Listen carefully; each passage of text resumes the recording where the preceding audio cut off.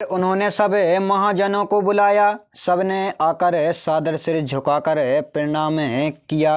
राजा ने कहा, देखो सब बाजार, गलियां, देवस्थान और समस्त नगर को चारों ओर से सजा दो। सियाराम। तब सब लोग प्रसन्न हो अपने अपने घर आए और फिर सब परिजनों को बुलाकर कह दिया कि बहुत सुंदर मंडप की रचना करो। वे आज्ञा पा वचन को सिरोधार्य कर चले। सियाराम। फिर तो उन्होंने अनेक विनत विधियों के कुशल ज्ञाता गुड़ियों को बुला लिया। उन्होंने विधि की वंदना कर कार्य प्रारंभ किया और केले के समान सुंदर स्वर्ण के स्तंभ बना दिए। सियाराम।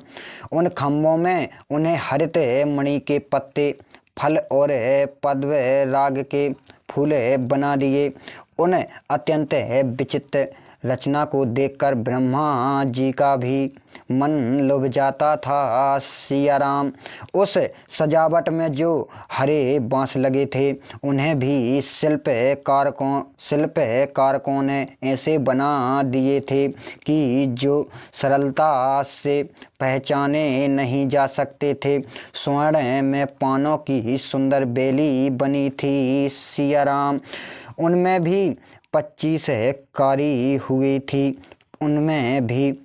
कारी हुई थी। मूंगों की माला के बीच बीच में मोतियों के दाने शोभा दे रहे थे। यह नहीं, मणि मणिक के हीरे और पिरोजकों की कोरों की चीर कर कमल बनाए थे। सियाराम। जिन पर अनेक रंग बिरंगे भौरे और पक्षी बैठे हुए पवन पिसंग से गूंजते और कूंजते थे। खम्भों में देवताओं की मूर्तियां गाड़कर काढ़ी गई थीं, जो मंगलिक दिव्य दिए लिए खड़ी थीं। जो गज मुक्त से अनेक प्रकार के चौके पुरे गए थे, वे सहज ही सुंदर लगते थे। सियाराम।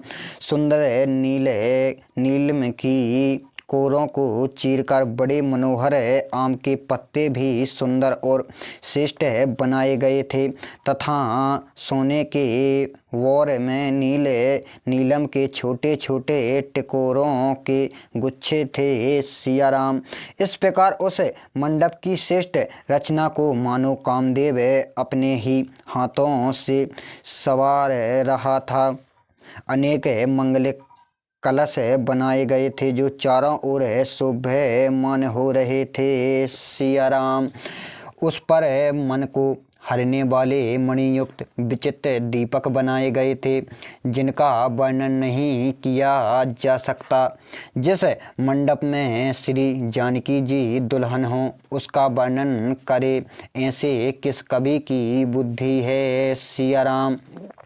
तब ऐसे श्री रामचंद्र जी के समान दुल्हा जिस मंडप में थे, वह मंडप तो तीनों लोक में प्रकाशमान था। राजा जनक के घर की जैसी शोभा सबके घरों में दिख पड़ती थी। सियाराम। उस समय के तिरहूत को जिसने देखा उसे 14 लोक छोटे दिखाई पड़े। उस समय जनकपुर के नीचे के घर की भी संप्रदा को देखकर इंद्र मोहित हो गए। सियाराम। क्योंकि जिस नगर में साक्षात लक्ष्मी कपट से श्रेष्ठ स्त्री भेष बनकर निवास करती थीं, उसकी शोभा का वर्णन करने में तो शेषनाग और सरस्वती भी संकुचित हो जाती हैं। सियाराम।